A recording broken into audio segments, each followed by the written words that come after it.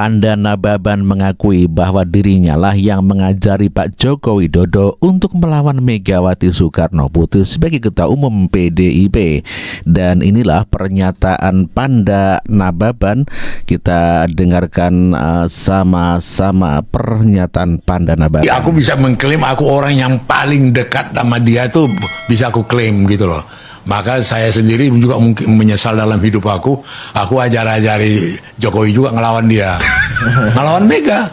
Kenapa? Karena bolak-balik Jokowi ngomong, aku belum lapor ibu, aku tunggu pendapat ibu. Ngelongsor sekali. Itu aku alami. Ibu nanti bilang apa nih ya? Nanti aku lagi usaha ini, biar tahu jawaban dari ibu gitu. Ku lawan dia. Apalagi waktu kasus Luhut Panjaitan, Jokowi yang ngomong gak ngeluh dia, Ibu Mega nggak setuju Luhut masuk kabinet, Yusuf Kala nggak setuju, Surya Paloh nggak setuju. Ku ajari dia ngelawan. Marah ini mau didengar nih, sampai dicatati omongan aku. Ya kan? Iya.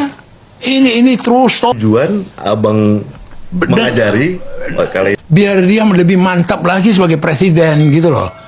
Dia suka lupa-lupa bahwa dia udah presiden. tetap ada. Iya, maka aku ajari dia, hati-hati, terkejut badanmu.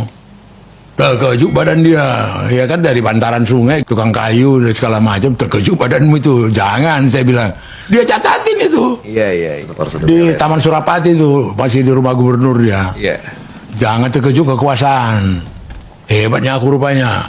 Kuasanya aku. Jangan terkejut sama kemiskinan. Gitu loh. Di warning sama dia. Kasih peringatan awal sama dia. Sama kemudian dengan apa? Dengan soal Mega. Mega pernah marah sama aku.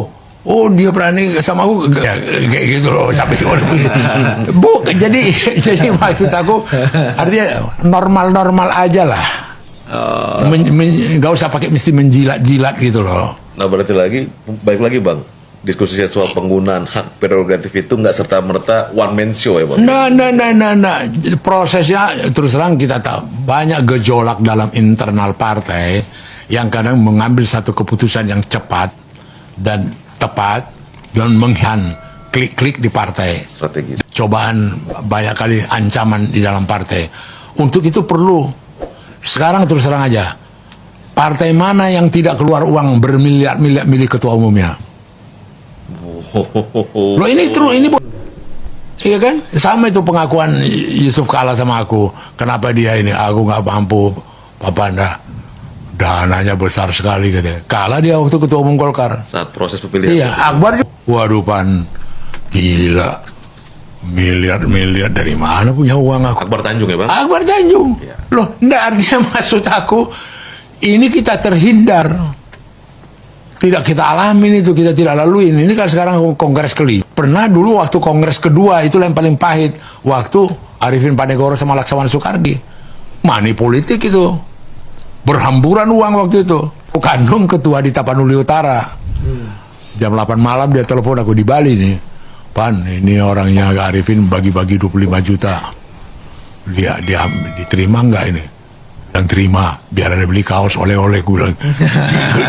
Oh begitu ya, wah rame, akhirnya udah mulut ke mulut, terima aja gitu loh.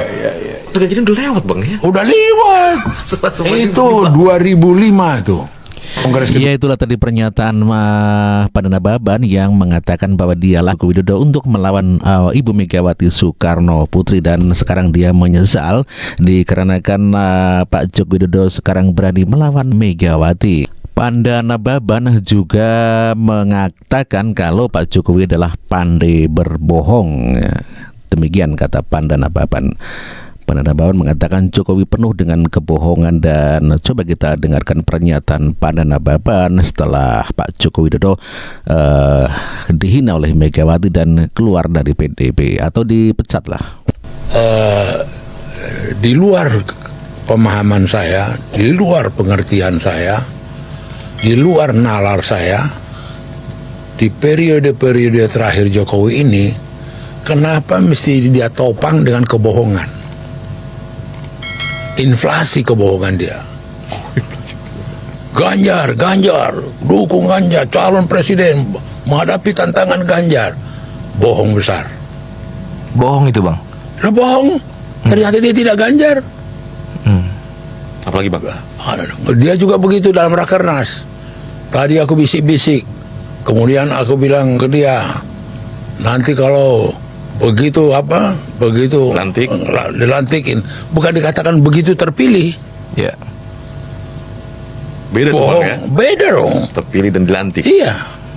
Ini sudah melangkah jauh. Bukan soal yakin aja, hakul yakin. Artinya dengan narasi itu Pak Jokowi ingin memastikan bahwa saya dukung Ganjar dan saya pastikan Ganjar ini dilantik. Iya. Dapat full support dari Iya. saya Jokowi kala itu. Dan itu bohong. Banyak lagi hubungan. Oh masa baru 2 tahun pengalaman, belum pengalaman. Masa Wali kota Gibran nih Bang. Pasti, Bang. iya. Terus siapa yang jadi wapres? Nah yang parah lagi, sifat dan karakter kelakuan berbohong ini menular ke anak yang 2 ini, sama mantunya ini. Menular, Bang. Jadi waktu pun sama Hasto manggil dia, Bang. Gibran, itu baru 2 minggu mau dinyatakan resmi dia sebagai wapres. Ya.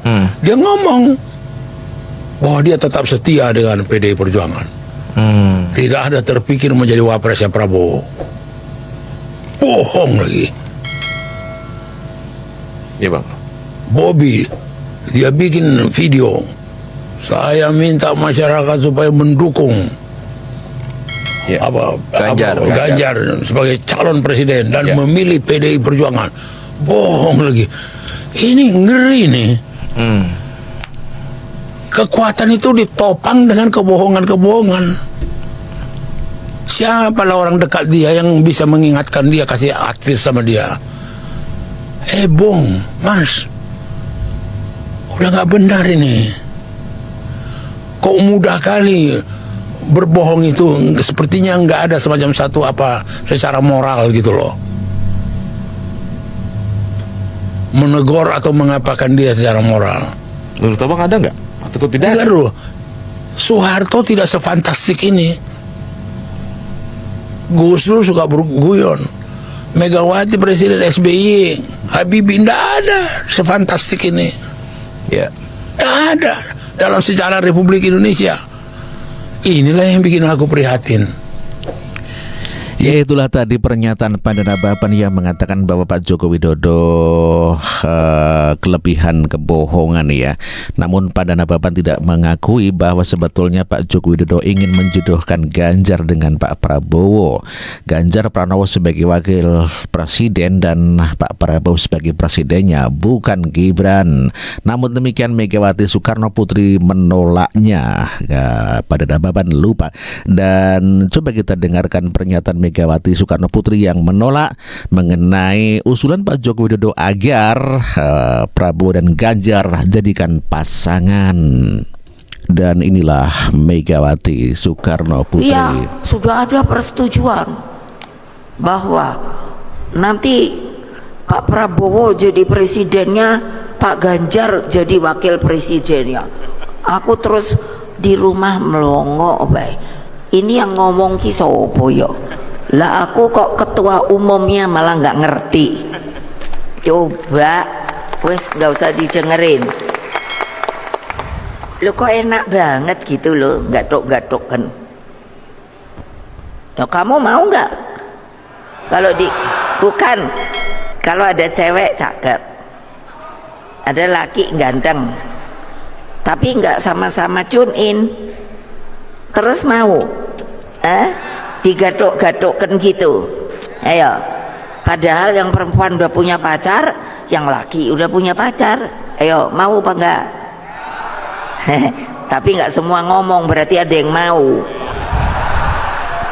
Payah anak buah saya. Itulah Megawati Soekarno Putri yang menolak dijodohkannya antara Prabowo dan Ganjar, dan usulan itu sebetulnya Pak Joko Widodo yang mengusulkan. Namun demikian Megawati Soekarno Putri menolak dengan tegas sehingga Pak Prabowo meminta Gibran sebagai wakil presidennya. Dan sangat jelas Kodari menceritakan hal itu kepada ya kenapa Pak Prabowo dan Pak Ganjar batal dijadikan pasangan. Dan coba kita dengarkan pernyataan Kodari, kita dengarkan sama-sama. Pak Prabowo ini kelihatannya kingmakernya adalah Pak Jokowi. Pada awalnya Pak Jokowi itu kingmaker bagi dua orang, Prabowo dan Ganjar Pranowo. Sampai dengan deklarasi kira-kira, tadi pagi. menurut saya bukan. Turning point-nya itu terjadi pada saat Piala Dunia U20. Oh, Mulai terjadi pergeseran.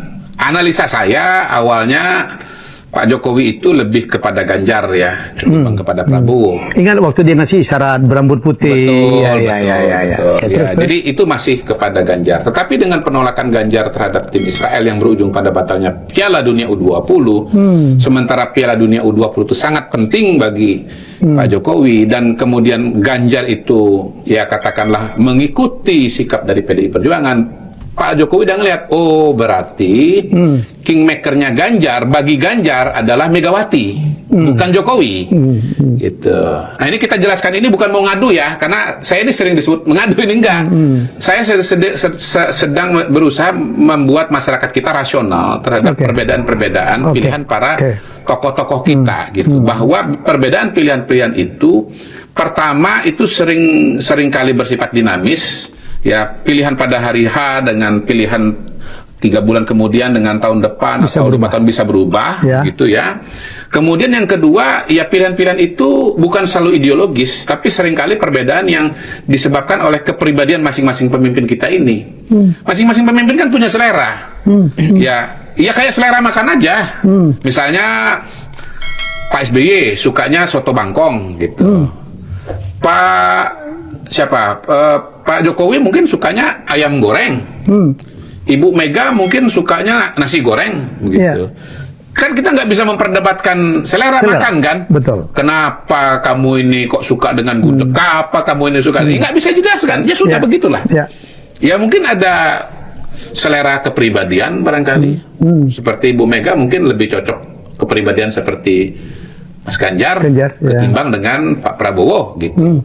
Dua-duanya teman, dua-duanya punya hubungan baik, tapi ketika harus memilih siapa yang akan dinominasikan didukung sebagai calon presiden, itu masalah selera. Pilihannya lari kepada Mas Ganjar misalnya. Itulah tadi pernyataan Kodari yang menegaskan bahwa gagalnya pasangan Prabowo Ganjar dikarenakan Ganjar Pranowo lebih cenderung atau dekat kepada Megawati Soekarno Putri, khususnya dalam penolakan U20 di Israel maksudnya ya, tim Israel gitu ya.